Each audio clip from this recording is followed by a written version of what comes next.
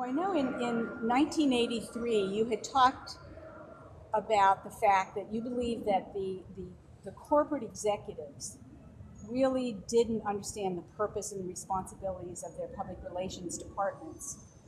And now we're sitting 25 years later. Do you see a change coming, or are we still stuck in that Oh, I same? think it's much worse now than it was in 1980. Much worse. I think the public relations people, by and large, thought that the words public relations had become synonymous with spin and didn't want the words, but the word communications was where the budgets were, and marketing was where the budgets were. So they changed their titles, and they positioned themselves voluntarily as the expert communicators. But the net effect of that is quite apparent. It downgraded the function in the corporation to just a service function rather than a management function. And if you look at a great corporation like General Electric, for instance, there isn't even a single public relations executive in the top management, not one. And then they wonder why, although they've had very good financial performance, why the stock has done so poorly over the years and why the shareholders lack trust and confidence in the management. Well, the answer is, I think, that public relations is not the same as communications. Communications is part of it, but it's the 10% of it, not the 90%.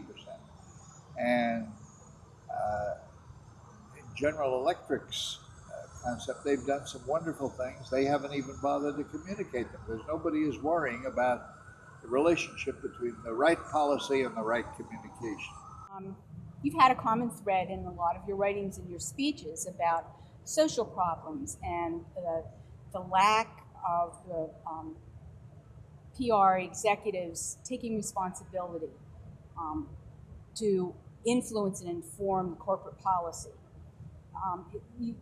You've been a bit of a maverick in this area, and I was just wondering, has the industry made any headway now at this point in 2008 in this in changing that corporate conscience? First of all, let me say that you couldn't grow up in the Depression and not be affected by a social awareness. And obviously, that's where I got mine, just experiencing it, not reading about it, but feeling it.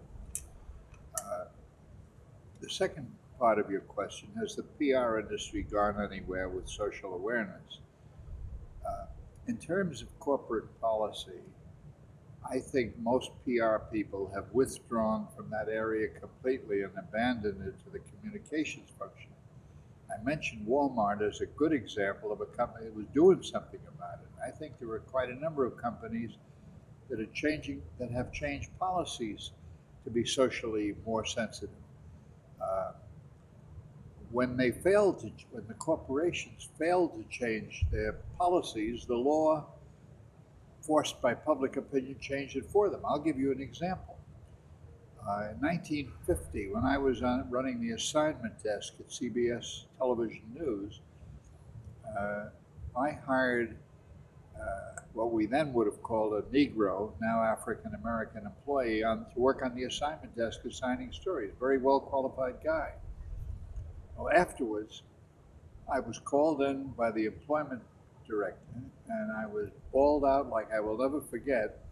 And I was told that the company was stuck. They couldn't fire him now, but they didn't want him in the first place. And why did I hire him? And if I ever did anything like that again, I'd be fired.